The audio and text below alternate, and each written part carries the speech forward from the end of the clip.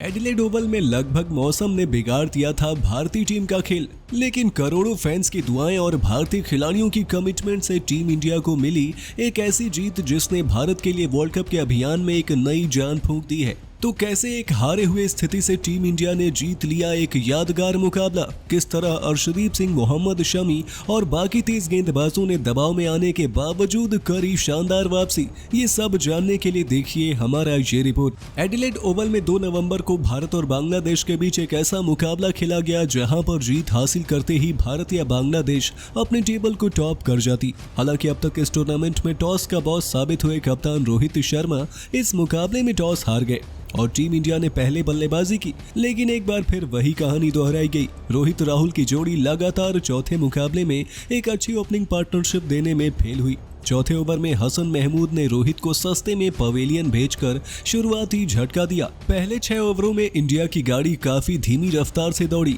KL Rahul और विराट कोहली ने मिलकर केवल 37 रन ही जोड़े, लेकिन इसके बाद कमाल लाजवाब राहुल ने आखिरकार अपने अवतार में सभी को अवगत करा दिया। एक से बढ़कर एक आक्रामक शॉट और पॉइंट्स के ऊपर एक दर्शनीय छक्का लगाकर केएल राहुल ने अपने इरादे स्पष्ट कर दिए। दूसरे एंड से एडिलेड से कोहली का प्यार जारी रहा। अपने अंदाज में विराट चलते गए और राहुल के साथ मिलकर दूसरे विकेट के लिए 67 रनों की साझेदारी कर डाली। 6 में 37 के बाद अगले 4 ओवर में भारत ने 45 रन ठोक दिए। इस दौरान केएल की क्लास ने बांग्लादेशी गेंदबाजों की धज्जियां उड़ा दी। 32 गेंदों में 50 कर केएल राहुल ने फॉर्म में वापसी का ऐलान किया। हालांकि 10वें ओवर में बांग्लादेशी कप्तान शाकिब ने राहुल का विकेट लेकर साझेदारी को तोड़ा, लेकिन केएल राहुल के बाद आए सूर्य कुमार यादव ने बिना देर किए अपने तेवर और मंशा स्पष्ट कर दी।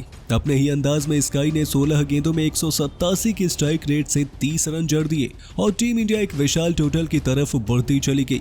हालांकि स्काई अर्धशतक से चूके और शाकिब के दूसरे शिकार बने। इसके बाद हार्दिक पांड्या भी एक खराब शॉट मारकर अपना विकेट फेंक बैठे, तो वहीं दिनेश कार्तिक ने आते ही एक चौका जरूर लगाया, लेकिन दुर्भाग्यपूर्ण तरीके से कार्तिक को रन आउट होकर पवेलियन जाना पड़ा। लेकिन जहां विकेटों का पतझड़ चल रहा था, विराट ने अकेले बांग्लादेशी गेंदबाजों की कुटाई जारी रखा हुआ था। 6 गेंदों में 7 रन कर अक्षर भी कोई तेज तर्रार पारी खेलने में कामयाब नहीं हुए और 157 स्कोर पर ही टीम के 6 विकेट गिर चुके थे। पर विराट कोहली ने एक शानदार अर्धशतक लगाकर बांग्लादेशी गेंदबाजों द्वारा विकेट निकालने के बावजूद उनके अरमानों पर पानी फेरा। आखिरी ओवर में अश्विन ने भी अपने हाथ खोले और 6 गेंदों में 13 रन बटोर लिए।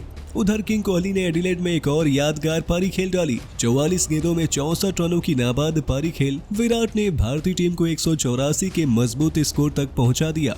हालांकि भारतीय गेंदबाजी को ध्यान में रखते हुए शुरुआत में 185 का लक्ष्य काफी ज्यादा बड़ा नजर आ रहा था, लेकिन बांग्लादेश के सलामी बल्लेबाज लिटन दास तो कुछ और ही मन बनाकर आए थे। दास ने आते ही चौके और छक्कों की बरसात कर दी और पहले 6 ओवर में ही हर एक गेंदबाज की जमकर क्लास लगाई।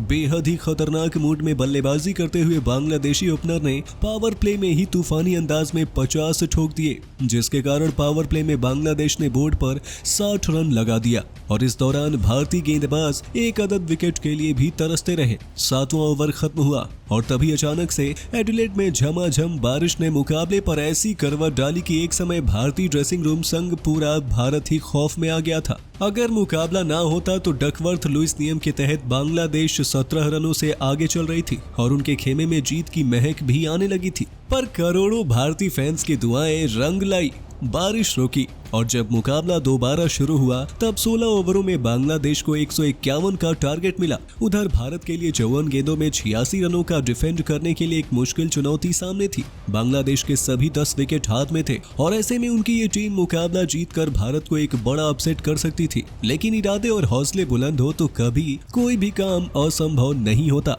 और भारतीय टीम ने हमें यही करके दिखाया। 8वें ओवर में केएल राहुल के चमत्कारी थ्रो से अचानक से पूरी टीम खड़ी हो उठी। 27 गेंदों में 60 रनों की तूफानी पारी खेल लिटन दास का विकेट भारत के लिए एक बड़ी कामयाबी रही।